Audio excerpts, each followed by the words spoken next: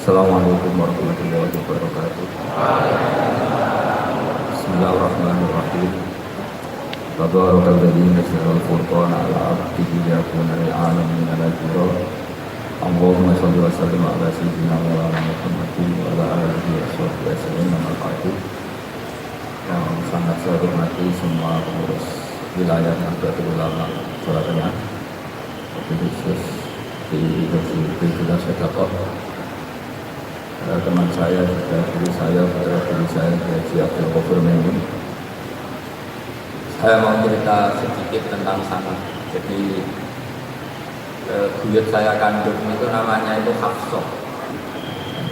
Jadi buyut saya kandung itu namanya Hafsah. Itu lahir di Jamaran. Jamaran itu belakang imaman Masjid Kudus. Hanya sekitar 30 meter dari imaman Masjid Kudus. Itu punya bapak namanya Maksum, punya bapak namanya Soleh. Soleh itu bin Kiai Haji Asnawi Sepuh. Nah, yang Mbak Soleh saya itu, saya generasi ke-7 dari Mbak Soleh. Jadi pas ke-7, kalau ke-8 itu sudah kata orang-orang kaya gitu. Kenapa kamu miskin? Generasi ke-8. Jadi Mbak Soleh Darat itu orang Jepara, orang Mayong. Itu dulu ngajinya diantaranya di buyut saya di Mbah Soleh bin Raden Asnawi Sepuh. Raden Asnawi Sepuh itu cucu dari Mbah Mutamakin. Itu kesanatan saya. Jadi saya punya naskah banyak. Tadi Gus Nurul tak kasih tahu. Ini diantara contoh naskah Mbah Soleh Darat. Saya punya banyak, mulai hikam sampai Jawahirut Tauhid, terus beberapa tulisan-tulisan beliau itu masih di lemari buyut saya di Pondok Damaran. Terus buyut-buyut saya itu juga yang diantaranya ada nikah di keluarga Gedungan, dan itu sebagian melahirkan Pak Said Akhil. Jadi buyut-buyut Pak Said itu adiknya buyut saya. Tapi kalau saya dengan beliau itu sepuh beliau. Jadi kalau saya panggil Pak Said itu kira-kira kalau enggak paman ya enggak. Kenapa saya cerita ini? Karena di antara ikatan sanad itu dzurriyatam ba'duha min ba'd. Ada keterikatan cara berpikir berdasar sanad. Tadi seperti yang dikatakan moderator, laulal isnadu laqala man sa'a ma sa'a. Andai kan tidak ada sanad, maka orang akan berpikir agama sesuai maunya. Dan itu bahaya sekali, karena agama ini riwayat seperti tadi yang dikatakan indaha adalah ilmadinun fangguru aman takulu nadinatu. Saya punya sekian contoh cara berpikir sanad dan cara berpikir rasional. Di akhir Ihya itu ada cerita tentang Rojak, dan ini pasti di luar dugaan sampean, karena sanad itu cara berpikir itu ya ikut saja. Yaitu ada dua orang ahli neraka dipanggil Allah. Dipanggil Allah dalam keadaan di borgol. Ditanya sama Allah, enak di neraka? Jawabannya pemuda itu ya, wah Gusti ya, di neraka kok enak, ya jelas gak enak. Ya sudah, kamu kembali lagi ke neraka. Dugaan kita kan pasti anak ini gak mau. Ternyata enggak, dia lari sekenceng-kencengnya menuju neraka. Semangatnya Masya Allah. Makanya ini sekali kasih ijazah, kalau disuruh masuk neraka yang apa? Semangat. Oh itu Tuhan akhirnya tanya, loh kamu tak suruh ke neraka kok semangat? Gusti saya ini sudah kapok ketika di dunia kalau dengan nyuruh sholat saya lelet, dengan menyuruh kebaikan saya lelet. Sebagai bentuk kapok saya, dengan menyuruh saya ke neraka saya semangat supaya saya nurut. Barokahnya semangat menuju neraka, ya sudah di surga saja. Ini nanti kalau kamu disuruh masuk neraka yang apa? Semangat. Karena kita di dunia itu ada di akhir itu ya. Artinya itu kan di luar dugaan kita. Cara berpikir seperti itu di luar dugaan kita. Akhirnya dia jadi ahli jannah. Cerita kedua ya masih di bab yang sama. Yang satu disuruh enak di neraka, ya enggak, sudah kembali lagi ke neraka. Si orang ini tolak. Terus ditanya sama Allah, kenapa tolak? Ya Allah, ketika engkau memanggil kami ke surga, saya tidak pernah ngira kalau akan engkau kembalikan lagi ke neraka. Ya sudah, kamu di surga saya karena khusnudzon sama saya. Jadi berarti ada dua sanad. Lucunya sama-sama benar, yang semangat ya benar, yang lain juga benar. Maka kamu punya dua pilihan. Nanti kalau suruh masuk neraka, bisa semangat, bisa apa? Dan semuanya nanti di surga. Artinya begini, sangat itu apa ya? Enggak yang kita duga. Makanya saya mohon siapapun yang mencintai agama idealis banyak saja. Jangan nuruti emosi, kemudian emosi itu di atas namakan agama. Di Sahih Muslim itu ada cerita, termasuk hadis pegangan dan Sahih dan Bukhari Muslim. Itu ada cerita seorang sujud sama Allah itu kan banget baiknya, sangat baik. Kemudian yang sujud ini diinjak oleh pemuda yang nakal, diinjak. Ketika diinjak, yang sujud spontan ngomong begini, "Fawallahi la yaghfirullahu lak." Demi Allah, Allah tidak akan maafkan kamu. Di luar dugaan, tentu kalau tidak ada sanad, omongan ini normal karena nginjek orang apa? Sujud. Tapi di luar dugaan, Allah memakhlukkan ke Nabi di zaman itu, disuruh bilang sama orang yang sujud itu, Allah ngendikan, "Man dzalladzi yata'alla 'alayya alla aghfira lahu faqad ghafartu lahu wa ahbattu 'amalah." Siapa yang mencatut nama saya bahwa saya tidak bisa memaafkan orang yang nginjek, Allah tersinggung karena namanya dicatut. Saya ini Tuhan bisa menyiksa dan bisa mengampuni. Kenapa sifat saya jadi satu hanya menyiksa? Sifat ampunan saya di mana? Itu kalau nggak sana nggak bisa. Saya ulang lagi, Allah itu apa? Dan yang bisa yaghfiru liman yasha wa yu'adzibu man yasha. Tapi orang yang sujud ini hanya mensifati Allah satu, yaitu Allah pasti menyiksa. Dan Allah tersinggung. Bagaimana mungkin saya Tuhan hanya berstatus bisa menyiksa, tidak bisa mengampuni? Akhirnya orang ini disalahkan oleh yang sujud tadi. Bilang ke orang itu, sujudnya saya hapus pahalanya, dan yang injek saya hapus dosa. Tapi ya bukan berarti terus kamu boleh injek orang sujud. Artinya gini, saya hanya memperkuat moderator tadi. Berpikir agama itu berdasar sanad. Kalau menurut emosi pasti kita akan setuju Allah dan mengampuni yang menginjak. Tapi berdasar sanad, berapa orang yang dulu melukai Nabi, bahkan punya niat membunuh Nabi, akhirnya ditobati oleh Allah Subhanahu wa Ta'ala. Siapa yang nggak tahu cerita Suraqah, orang yang niatnya membunuh Nabi, ditobati Allah. Siapa yang nggak tahu cerita Khalid bin Walid, orang yang punya konsep untuk mengalahkan Nabi di perang Uhud, juga akhirnya masuk Islam dan diampuni Allah. Banyak lagi tokoh kafir yang belum musuhi Nabi akhirnya ditobati oleh Allah. Sehingga ketika Nabi sangat marah ya dengan mereka yang kafir, malah ada ayat turun dari salah kamala syai'un aw yatuba alaihi aw yu'adzib, bahwa wilayah mengampuni dan memaafkan wilayah Allah. Tentu kita secara syariat akan mengatakan yang ninja itu salah, pasti itu. Kalau yang ninja itu pasti salah, yang kafir pasti salah. Tapi jangan katakan kalau Allah tidak bisa mengobati mereka. Lagi-lagi yang bisa mengertikan itu apa? Sanad. Kita ngaji di bab itu bahwa ada orang diinjak, ternyata Allah ketika yang sujud mengatakan wallahi la yaghfirullahu lak, demi Allah tidak akan maafkan kamu. Loh, mensifati Allah dengan satu sifat la yaghfiru itu Allah tersinggung. Karena Allah bisa yaghfir. Makanya ini penting sekali saya utarakan supaya kita ini bicara itu sesuai sanad. Karena dengan dasar sanad agama ini di logika, kemudian logika orang itu berbeda-beda. Maka kayak apa hasilnya agama? Terus yang ketiga, saya beri sekian contoh. Ini saya bawa kitab hikam yang terjemah oleh Mas Soleh Darah. Saya pernah kasih kitab nama banyak disebut. Cara berpikir Abdul Hasan Asy'ari misalnya. Umumnya orang itu kan kalau amal itu ingin diterima ya, kalau sujud ingin diterima Allah, kalau sholat ingin diterima Allah. Dan kalau sangat ingin itu biasanya terus berlebihan. Saking berlebihannya terus nangis minta amalnya diterima. Tapi efek negatifnya gini, jangan-jangan nggak diterima. Lalu kalau nggak diterima gunanya apa? Jadi buruk sekali kalau mulai tanya, sujud saya jangan-jangan nggak diterima. Kalau nggak diterima gunanya apa? Itu menurut Abu Hasan Asy'ari itu pertanyaan dari setan. Bagaimana mungkin kita pernah menyesal atau menyesali sujud yang pernah kita lakukan untuk Allah Subhanahu. Wong dadi kawulane apa? Terus dikai ibu, dikai oksigen, dikai rezeki tahu sujud. Bareng kita tahu Jibril, sujud kamu nggak diterima. Wah betul lah sujud be Allah. Masa sujud sama Allah betul. Maka kata Abu Hasan Asy'ari begini. Kafa bika jazaan an radiyaka ta'ala. Cukup sebagai balasan dari Allah yang luar biasa. Kamu ditakdir sujud. Wah keren.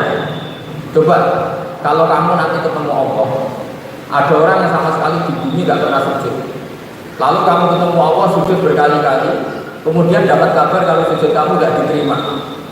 Pantas mana kira-kira? Pantas yang pernah sujud atau pantas yang nggak pernah sujud? Pantas yang pernah sujud. Jika kiranya Allah saja, sudahlah kamu bahagia saja karena kamu ditakdir pernah sujud. Itu satu anugerah yang luar biasa. Kamu nggak perlu terganggu diterima apa nggak diterima. Karena kalau kamu terganggu itu nanti lama-lama mengatakan apa gunanya sujud kalau tidak diterima. Dan itu setan menang kalau sudah ada pertanyaan apa gunanya sujud. Nah, makanya disebut min syarril waswasil khannas. Kata Abu Hasan Asy'ari, was-was di sini adalah setan meridu kamu supaya kamu ngeset semua ibadah kamu jangan-jangan kamu nggak diterima. Kemudian kamu menyesali semua ibadah yang pernah kamu lakukan. Betapa buruknya kita. Wong ngamal apik kok disesat. Makanya saya ini sebagai kiai itu termasuk kiai yang paling sukses ya. Betul. Karena perasaan saya itu sudah sukses dulu sebelum nyata sukses apa enggak penting. Saya sering motivasi santri yang hafalkan Quran 10 tahun enggak hafal-hafal. Nanti kalau ketemu Allah tetap keren. Pernah hafalkan kitab saya, pernah Gusti, hafal tidak. Tapi kan keren pernah menghafalkan. Daripada sampai ditanya, pernah hafalkan Quran tidak. Kalau hafal lagu dangdut, itu pusing terpenjamnya. Tapi kalau santri saya pernah hafalkan, pernah di mana itu hafal enggak? Bejit saja enggak. Tapi saya mencintai kitab engkau dan bukti cinta saya tak hafalkan. Cuma nasib kamu lihat saya kan masih lumayan. Daripada ditanya pernah hafalkan Quran tidak? Boleh hafal lagu dangdut yang ibu-ibu hafal harga cabai naik turunnya harga berapa? Ini harga sembako hafal tapi kalau Quran tidak hafal.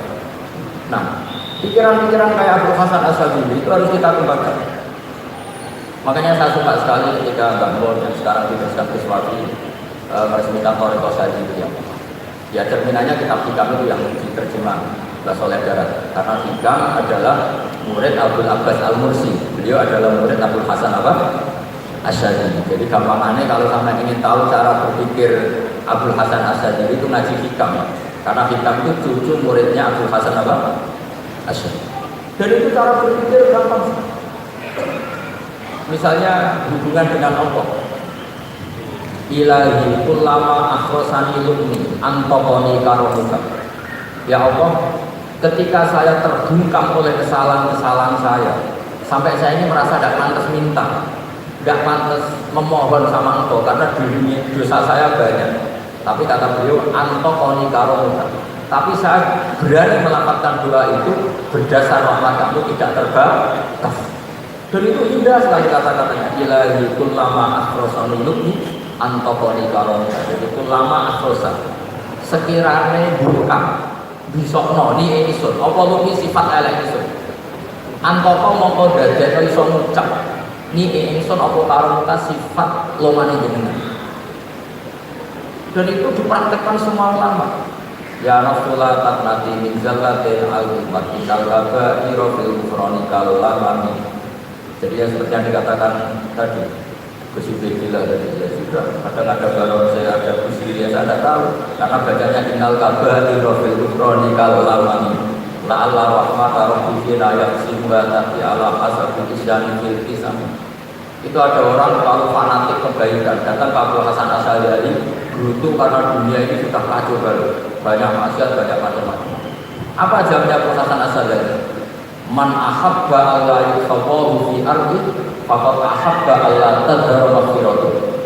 Itu malah juga Kalau kamu ingin dunia ini steril, tidak ada apa-apa, berarti kamu tidak suka akan kelihatan makhluknya Allah.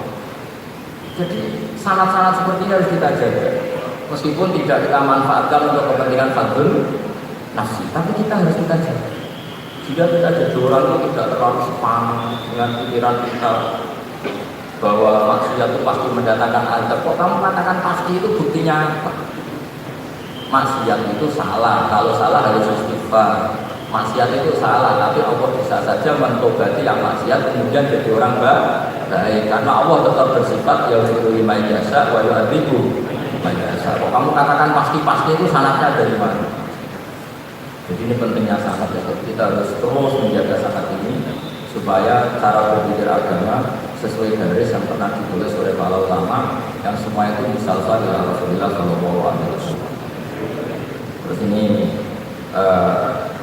mumpung ini di depan Zuhur juga ini pernah tak baca di depan putra-putra beliau, di depan anak-anak. Ini nanti saya ajarkan ke PWNU Jawa Tengah. Saya nulis kitab ini sebagai bentuk pengakuan ikrar saya bahwa apa yang dilakukan Sayyidina Haji Maimun Zubair semuanya itu berdasar khazanah-khazanah yang ada dalam kitab-kitab Al-Qutubil Mu'tamaddah. Di antaranya ini kitab Hilyatul Auliya. Kitab Hilyatul Auliya itu kitab kesayangan Imam Ghazali. Sampai kalau baca Ihya juz 4 itu beliau memberi saran ke kita wa alaika bimidawamati mutolaati kitabi Hilyatul Auliya wa Tabaqatil Asfiyah. Karena Imam Ghazali fi manaqibil akhyar itu minggu kitab Hilyatul Auliya karangannya Abu M Al-Asfihani.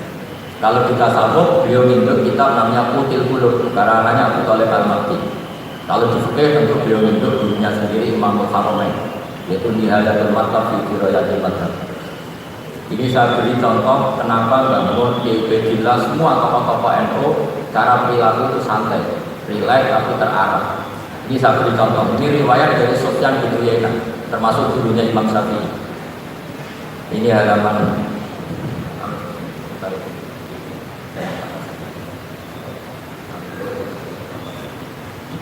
halaman 24. Ya ini di halaman 24 saya terangkan An Sufyan bin Uyainah kana Isa wa Yahya alaihi wassalam ya'tiyanil qaryata fayas'alu Isa an syirari ahliha wa yas'alu Yahya an khiyari ahliha faqala lahu Yahya lima tanziru ala syirarin nas qala innama ana tabibun udawil mardo. Ini di juz 7 halaman 323. Jadi mulai dulu ulama itu ada yang fokus kelola orang-orang soleh, tapi ada juga yang mendokteri orang-orang yang macam-macam. Nabi Isa itu kalau di satu daerah tanya, di sini yang orang nakal-nakal gimana? Oh di situ. Terus beliau ke situ. Ditanya Nabi Yahya kenapa ke situ? Saya ini nabi. Nabi itu biman zilatil tobib. Saya ini ibarat dokter. Tentu dokter itu yang menyembuhkan orang-orang yang sakit. Sehingga kiai kita itu ya kancanan orang soleh yang mau, bina orang fasik yang mau. Nah yang nggak boleh itu yang potensi katut fasik, itu nggak boleh. Jadi apa ya supaya kita itu melihat sesuatu itu tidak seudon kiai kok berteman orang fasik. Saya berkali-kali bilang berteman orang fasik itu haram. Tapi kalau dibalik pertanyaannya, membina orang fasik hukumnya di mana? Nah, bisa membina kalau berteman, dia sudah dibuka balik. Tapi kalau dibalik berteman orang fasik menjadi fasik, ya jangan berteman kalau hatnya masih seperti itu. Ya terus saya teruskan. Sayyidina Umar itu terkenal orang yang sangat keras. Sayyidina Abu Bakar terkenal orang yang lainal jalim, orang yang sangat santun, sangat sopan. Tapi anehnya ketika Abu Bakar mau wafat, itu khilafah atau khalifah itu diwasiatkan supaya memimpin ke Umar. Padahal orangnya sangat keras. Tapi yang jarang diketahui publik adalah miranya Umar keras itu wataknya. Ternyata enggak. Di sini diterangkan Umar wataknya itu sebetulnya bisa memilih keras atau halus. Ini saya baca ya di halaman 25. Beliau ditanya oleh Abdurrahman bin Auf. Terus beliau menjawab, ya Abdurrahman, wallahi laqad intu linnasi hatta khasituha fil lail. Tsumma staddattu alaihim hatta khasituha fi syiddah. Fa'ira al-makhraj. Terus di sini saya terjemah, saya saat lunak juga takut sebab lunak bisa dianggap pembiaran. Tapi saya juga takut Allah saat keras, sebab keras jangan-jangan termasuk tanfir, orang lari dari kebenaran. Ya misalnya gini, misalkan punya anak, putri atau punya ponakan pacaran, datang ke kamu sama cowoknya, kalau kamu lunak pasti ponakan kamu kira mau Pak D gak apa-apa, padahal Pak D saya itu kiai, ternyata saya lebih tegur. Lunak itu punya akibat dianggap pembiaran terhadap masih. Ya. Tapi kalau kamu keras, wah nak nenggonku tak wantemi wati, kan nggak pernah ke kamu, bagaimana gina mau sowan aja gak berani. Artinya efeknya sama. Terlalu lunak yang punya efek tidak bisa bina, terlalu keras juga punya efek tidak bisa bina. Maka kata Sayyidina Umar, falakohi lakot lintu linnas hatta khasyitu wa fillah. Hanya saat bersikap lunak saya takut Allah, karena lunak bisa dianggap pembiaran terhadap maksiat. Summa statat tu'alim hatta khasyitu wa fisiddah. Ketika keras saya juga takut, karena kalau terlalu keras bisa tampil, bisa orang lari dari kiai, dari orang soleh. Makanya dalam guyonan-guyonan ulama itu ada preman jagongan di orang-orang fasik. Ditanya, kenapa kamu jagongan sama orang fasik? Kenapa ada jagongan sama orang soleh? Jadi seorang solehnya marah-marah terus, lah ini Rahman. Makanya saya milihnya ramah saja. Itu meskipun guyonan tapi pelajaran bagi kita. Karena ya memang Quran seperti itu, walaupun tafadzul walidul qalbi lan fadhul min qawli fadhil ma'ramatin min Allah ta'ala itu suratul Al-Husain. Jadi apa? Nah ini kalau nggak ada sanad nggak bisa. Nggak ada sanad nggak bisa. Pasti kita berpikir sesuai keinginan kita. Maka ada ancaman yang keras, man fassara al-Qur'an bi-ra'yihi falyatabawa maq'adahu minan. Jadi saya mohon sanad-sanad seperti ini kayak yang dikatakan Umar tadi. Wallahi laqad intu linnas hatta khasyitu wa fillah. Sumastadatu 'alaihim hatta khasyitu wa fisiddah. Kita akui bahwa dalam lunak juga ada sekian problem, dalam keras juga ada sekian problem. Terus kita bikin satu metode, satu manhaj yang kira-kira ya sa'ibal isyarikin, atau yang lebih dikenal dengan Islam wasatiyah. Ada tawazun, ada tasamu, ada macam-macam. Ya, saya kira demikian. Assalamualaikum warahmatullahi wabarakatuh.